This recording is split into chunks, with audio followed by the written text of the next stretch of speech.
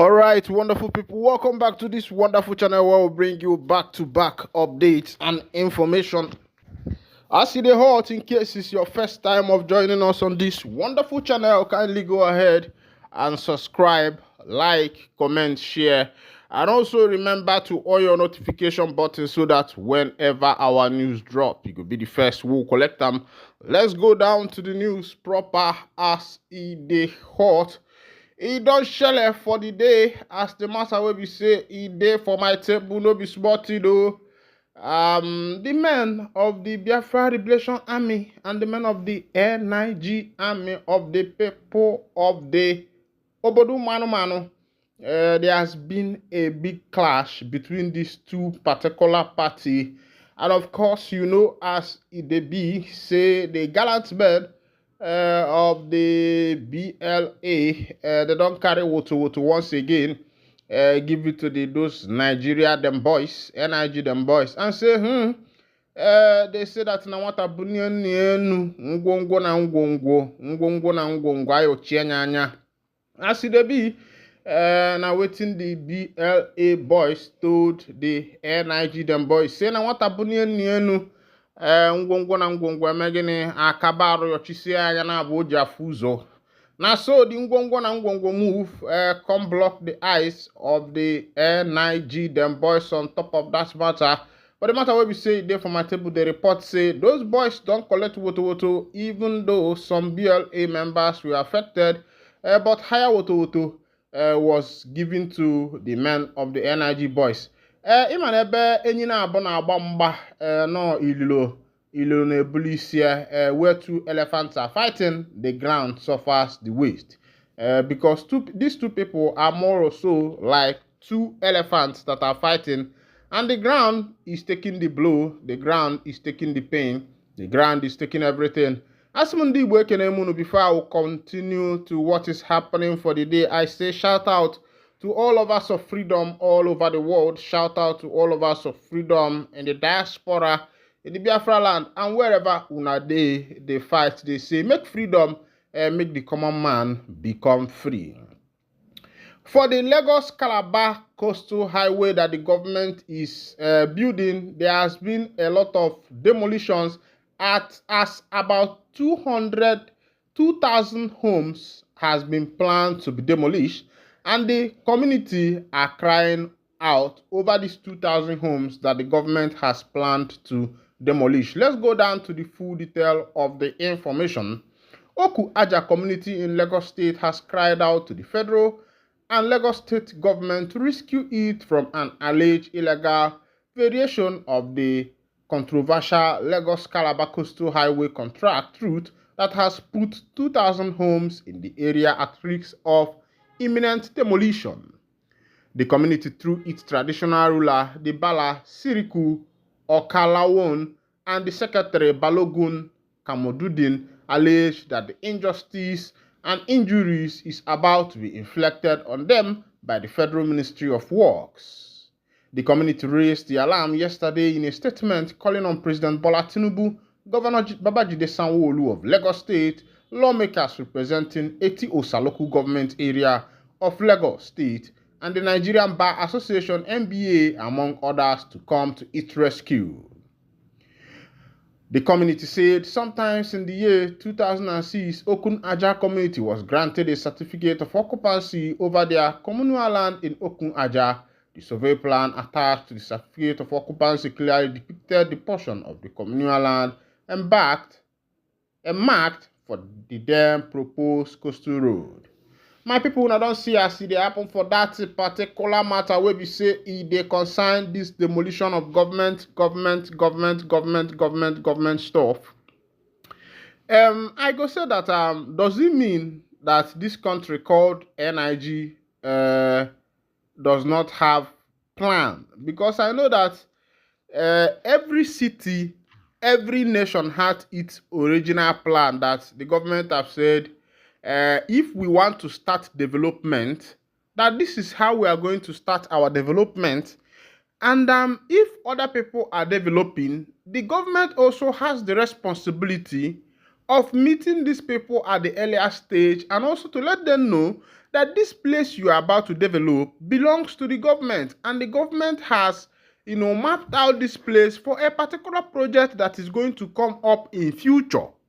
Now, if the people who are there insist on building whatever there, that means that whatever they are building, they are at their own risk, because the government has already informed them of the proposed plan of that particular area in future.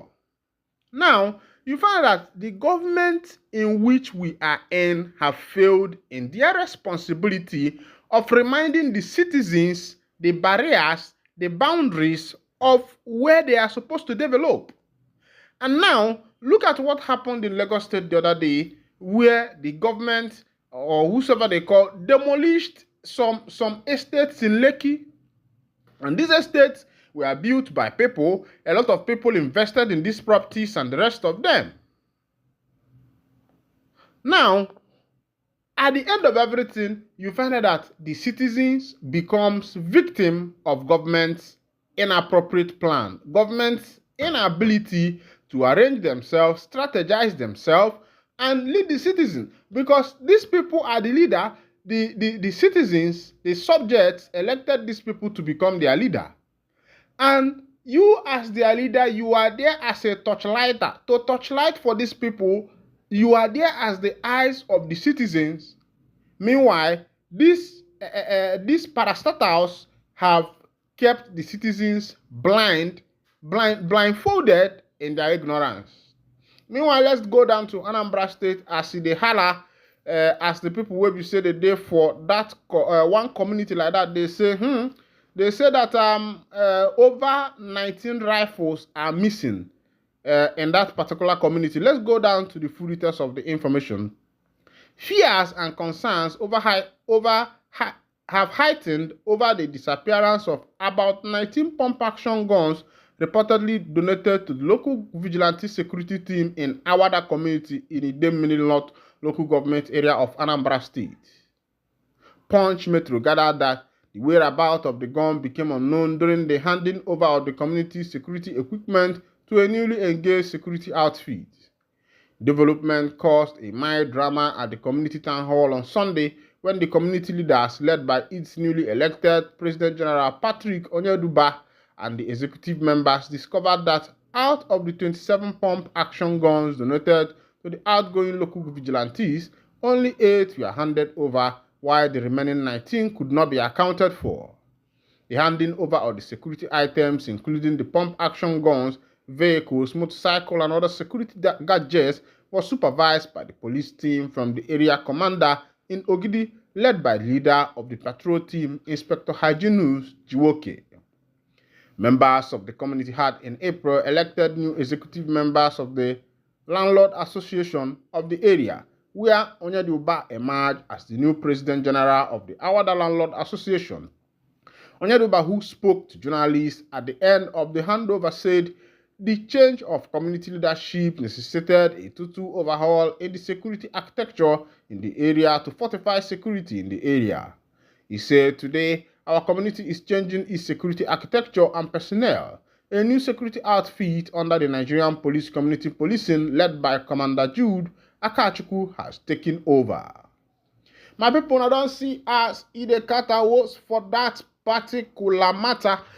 For that Anambra State, they say that 27 pump action were donated to the past security members. Now they are about handing over. Only 9 could be recovered. Only 9, and about 19 of these pump actions are missing. And the question is, who is doing who in Nigeria?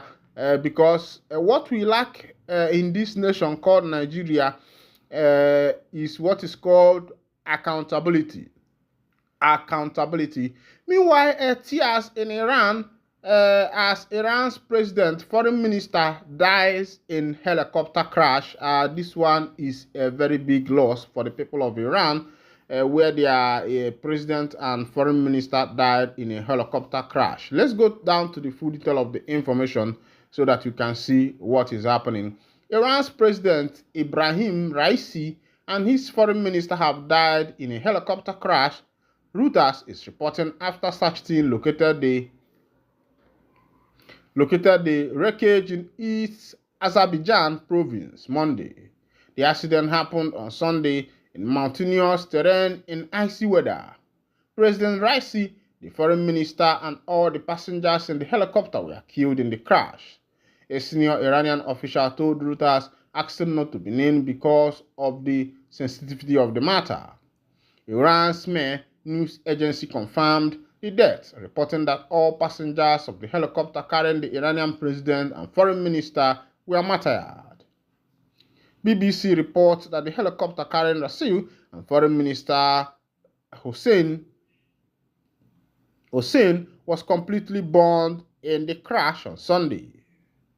Iran state TV also reported that images from the site show the aircraft slammed into a mountain peak, although there was no official word on the cause of the crash. Mr. Raisi, 63, was said to be flying in a U.S.-made Bell 212 helicopter.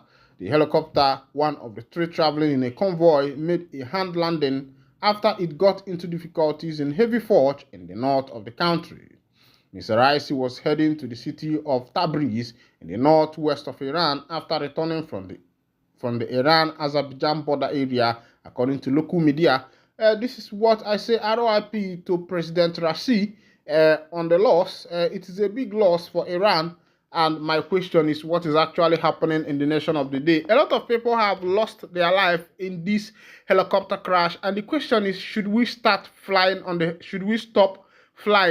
helicopters? Because the accident, remember the late Nwigwe of Nigeria, I think the former manager or the CEO of Access Bank, who lost his life also in America in a heavy helicopter crash. And the question is, what is actually going on?